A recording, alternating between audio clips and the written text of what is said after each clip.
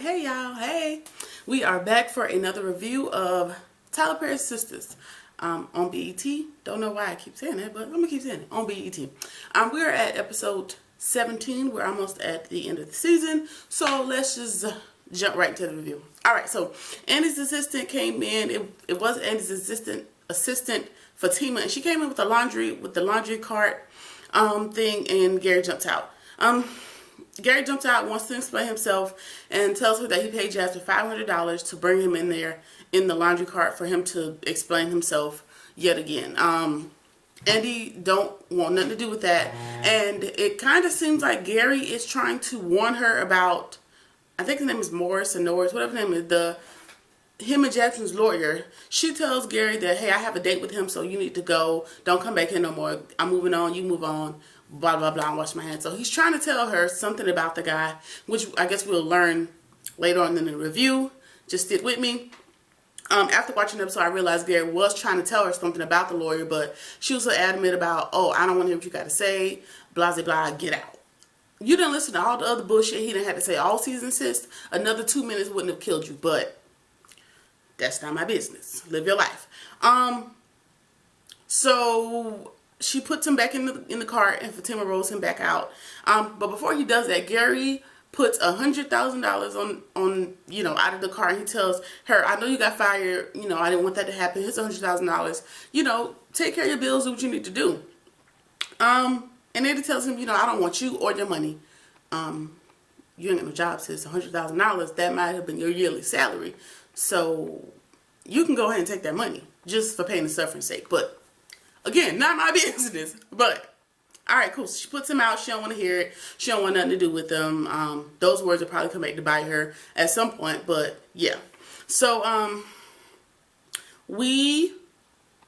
and then she calls Morris after Gary leaves to set up this date, which is ass backwards because you should have had the date set up before you told Gary that you have a date. But again, not my business. She tells him to meet her at the some bar or another at 7 o'clock. Take it or leave it. Boom. Alright, so we move on, and Sabrina is blowing Calvin's phone up because he refuses to respond to her, and he calls her back and tells her, stop calling me. I don't want nothing to do with you. You're childish, blah, blah, blah. And Sabrina's trying to explain herself. Calvin really doesn't want to give her any other opportunities to insinuate that he's gay, so he don't want to hear it. He hangs up.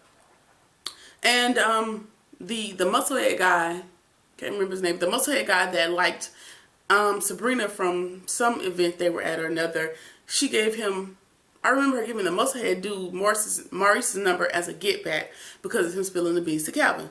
Well, the guy calls Maurice, and they start talking, and he's trying to act all tough or whatever. But during this conversation, Maurice somehow softens his bravado, and Maurice invites him to the drag show. Hey, you kind of cute, you got dimples on your booty, blah, blah, blah, wah, wah, wah. Sure. So it seemed a little bit too easy that this macho dude agreed to go on a date with Maurice when he was initially interested in Sabrina. Confusion, I am. But we'll see what happens with that. So because it seems like he's gonna try to get back at Sabrina, because Maurice did tell the musclehead dude, again, Maurice is the common factor. He can't keep his damn mouth closed. But he tells the musclehead dude that, hey, yeah, Sabrina gave you my number because she ain't really feeling you. And the musclehead dude's like, oh yeah, she into playing games? Okay, cool, I'm playing games. And then they get to the whole date between him and Maurice. Doesn't sound likely, but okay. Danny is somewhere preoccupied with trying to get Zach to go home to talk to Karen because, Karen's not with the preacher dude. She don't really like him like that. You should go home and fix it because you ain't got nowhere to live and you cannot come back to my apartment, in the words of Danny. So, yeah, we'll see what happens with that. Alright, so a lady walks into the bank. It's just this white lady walks into the bank, and she wants to make a deposit. Maurice offers to help her, but she wants to wait for Danny. I'm sorry, she wants to wait for Sabrina. Sabrina is the person that she needs to see at the bank.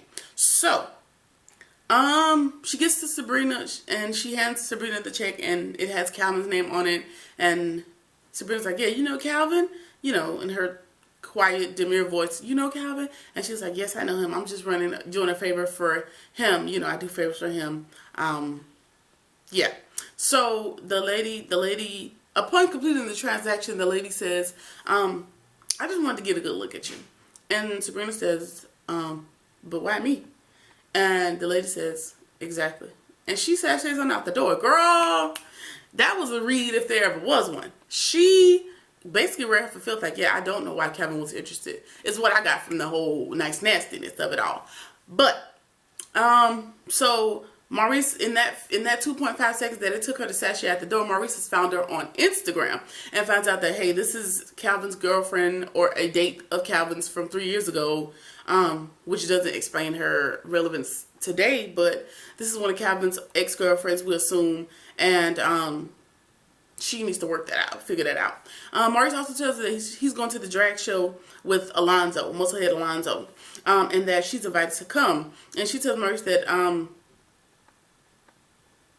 Alonzo may not really like him like that, because she only gave her number to Alonzo as a joke, as a get back. So maybe Alonzo, ain't really feeling him like he really claims. So be careful, and to call her once he gets settled. Maurice is just adamant about the fact, like, now he has a man, and him and Alonzo are about to skip off into the sunset. However, Sabrina reminds us that he did admit to having a wife and a family, so ain't much sunset skipping you gonna be doing, bruh. But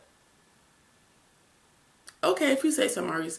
So I feel like Alonzo is just gonna play you because Sabrina had already played with his emotions. So we'll see what happens with that.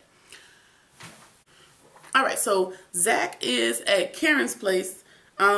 He's at Karen's job talking to her coworker. I guess trying to get a little bit more information as to Karen's relationship with the preacher and his wife, and how that whole thing came about. And the coworker lets him know, like, hey, I don't know anything about the wife. She just showed up that day, and then she offed herself. Like, I don't know nothing about her. And if you're asking about the preacher dude, I don't really know much about him. He came here one time, asked her on a date. Then the wife started begging Sabrina to leave him alone, and that was the extent of what that went. You guys were on a break at the time, so how about you not fuck it up? Because when Karen is in a good mood, we make a lot of money at the shop. So you need to get home and fix it, basically. Like, you fucking up my money because she ain't in a good space. It's basically what the coworker's trying to tell him. Like, nigga, don't fuck this up for all of us.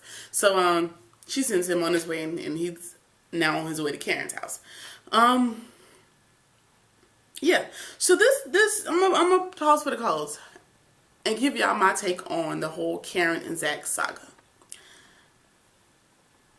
Zach fucked up initially. Cool. Karen,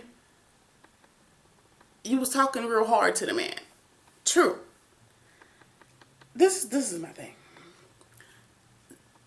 In the grand scheme of things, I guess, Zach, you don't really have room to be upset because you had a potential baby. You cheated on Karen. I think you may have given her an STI, STD at some point. Like, everything that Karen may or may not be doing with the preacher dude is par for the course at this point. Because what haven't you done? You feel me? But, if it's alpha, if how does the saying go? If everybody's alpha and I can't nobody see, or however the fucking thing goes that people say, that would have been nice in this situation, but I can't remember what it was. Y'all know what I'm talking about. But I guess the get back don't really help nobody out. But the whole Zach and Karen saga, I guess they're going to skip off into the sunset. I personally would have liked to see her work it out with the preacher, because he was able to soften her, because they were just sitting at her house after the cleaning crew left, that she could kind of sympathize with the fact, like, she hated to see a good black man fall off his sobriety track, and, she just gave him a lot of compliments, and she was better able to communicate with the preacher guy. But with Zach, she has not been able to figure out a way to effectively communicate. But that is still under the veil of all the indiscretions that they've done to each other. So there may be no rectifying that situation, in my opinion. In TV land, they're going to fix it out. They're going to fix it. And we're going to go into season 2 with more shenanigans. And I'll be here to talk about it. So, sure. Moving on. Andy is on the date with Jasmine Lawyer, Morris Norris. At this point, I don't know the name. We'll figure it out. And something hit me as suspicious about him, because he kept trying to sneak this and give these backhanded compliments. Like, there was a lot about him that didn't sit well with my spirit. But this part of the episode solidified it, and I want to fight him. I really want to put them paws on him, because stay with me. So, He keeps trying to pressure her to have a drink, and she's like, no, I'm just here to hang out, just to hear what you have to say. You know, you've been wanting to have a date for so long, so, I don't want to drink. It's okay. So he keeps trying to coax her into drinking, and she's like, no, I'm okay. Let's just talk. Whatever. So they get into this who got the biggest balls fiasco, about, oh, you're a lawyer, I'm a lawyer, so everything's going to be a debate. And she had said, no, I don't want to drink, so there's really not a debate to be had. Exactly. Strike one. Like, don't make me have a drink if I don't want one. Okay? Cool. All right. So that was strike one. And then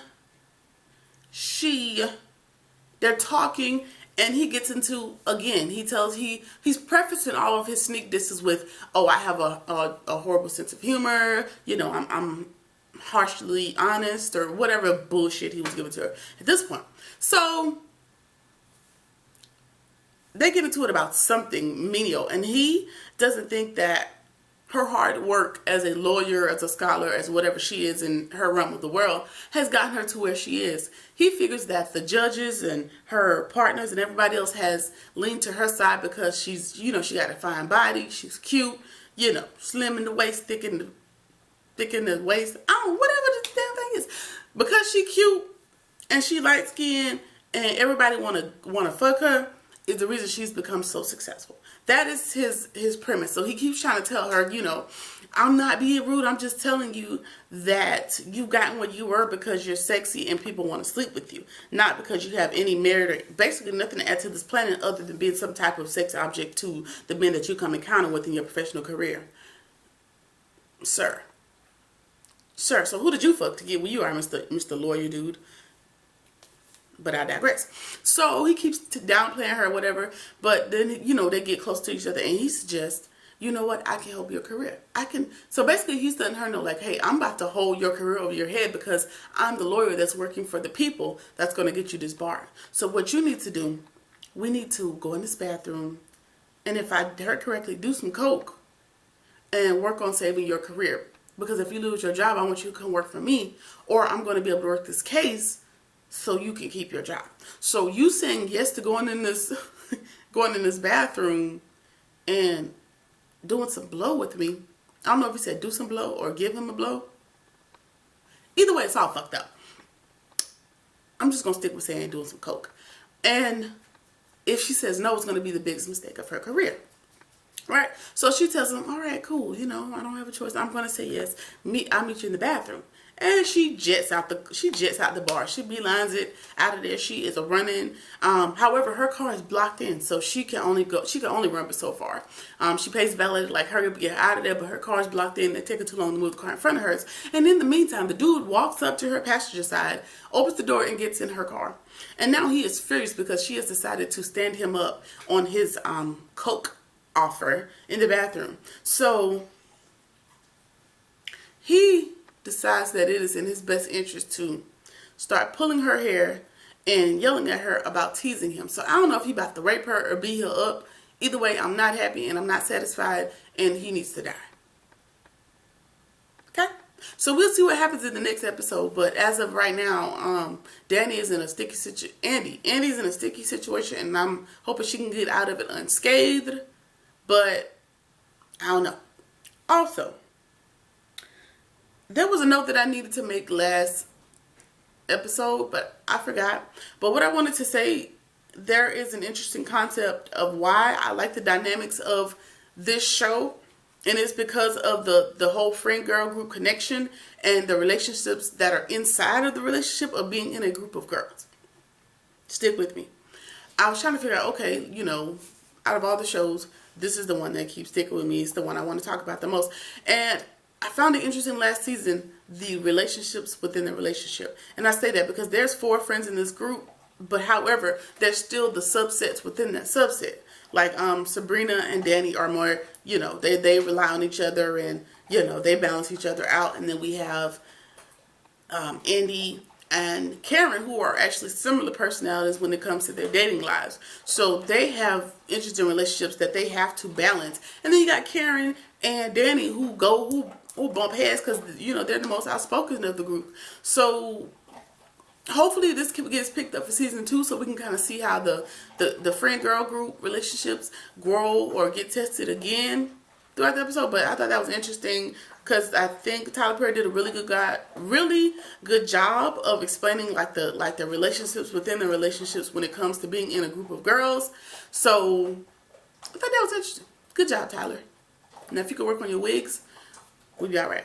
So that was my review for episode 17, season 1, Sisters. And I will see y'all in the next one. This one will get up early.